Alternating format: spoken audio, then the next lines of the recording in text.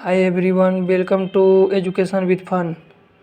तो जैसा कि आपको हम बताएं कि अब आज से हमने पी वाई क्यू सीरीज कर रहे हैं क्वाड्रेटिक इक्वेशन का chapter wise. P Y Q series में आज लेके आए हैं क्वाड्रेटिक इक्वेशन, और इसी चैप्टर पर अभी लगातार आपको कंटिन्यूस वीडियो आते रहेंगे। तो चलिए देखते हैं क्या क्वेश्चन है। आइए क्वेश्चन सॉल्व करते हैं। क्वेश्चन हमारे पास दिया है कि if alpha equal to not beta, मतलब अल्फ़ा है और बीटा दोनों रूट है क्वाड्रेटिक इक्वेशन का, ये दोनों बराबर नहीं है।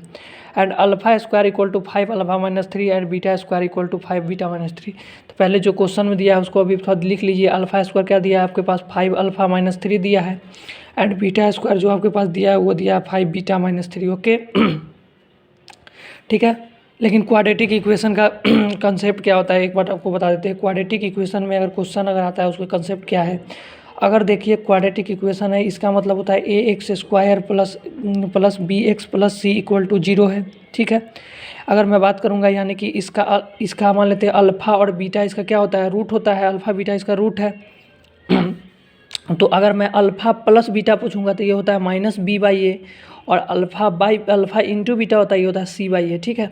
तो एक बात आपको पता है कि देखिए अल्फ़ा और बीटा दोनों क्वाड्रेटिक इक्वेशन का ये तो रूट है, मतलब ये दोनों से क्या आपको दिख रहा है, मतलब ये दोनों एक्स है ना, उसी का रूट नहीं होता है।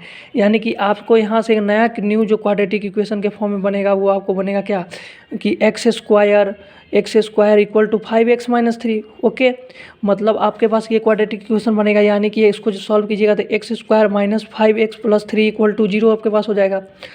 और ये बात आपको समझ में आ रहा है।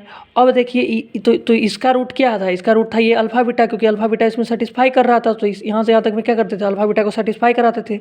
तो यहाँ से अगर मैं अल्फ़ा प्लस बीटा जो आपसे पूछेंगे तो क्या होता है, माइनस बी बाई ए, तो माइनस मतलब माइनस और फिर माइनस 5 बाई बी, ए का वैल्यू 1 है तो 5, और अल्फ़ा बीटा अगर आपसे पूछेंगे तो वो हो जाएगा 3। ठीक है। आपसे पूछा जा रहा है कि एक नया ऐसा क्वाड्रेटिक इक्वेशन बन रहा है ये जिसका रूट ये है। तो आपको बोला है न्यू क्वाड्रेटिक इक्वेशन बनाने के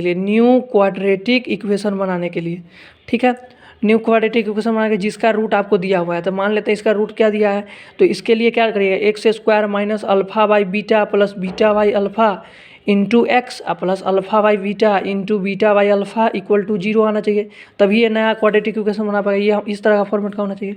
तो बीटा से बीटा कैंसिल, अल्फ़ा से अल्फ़ा कैंसिल, मतलब यानी कि हमको ये चीज़ निकालना है। तो x square minus alpha square plus beta square divided by alpha beta into x plus 1 equal to 0। ठीक है, यानी कि हमको ये चीज़ चाहिए।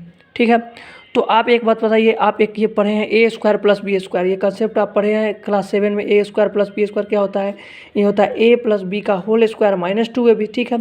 तो सिमिलरली इसमें दिया है alpha square plus beta square, तो इसके लिए क्या करेंगे, देखिए इसके लिए अलग से निकाल लेते हैं क्या होगा।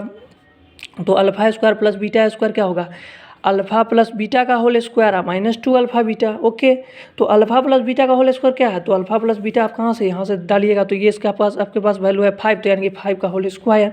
यस, और माइनस 2 अल्फ़ा बीटा यानी कि 2 इंटू 3 यानी कि 25 माइनस ये 2 3 जा 6 यानी कि that is equal to 19। Okay, ये आपके पास आ गया।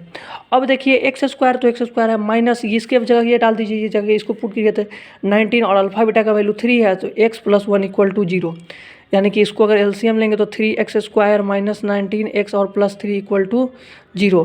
तो आपका अब देखिए ऑप्शन कौन है, तो option number A. So option A is correct answer. Okay, thank you and have a nice day.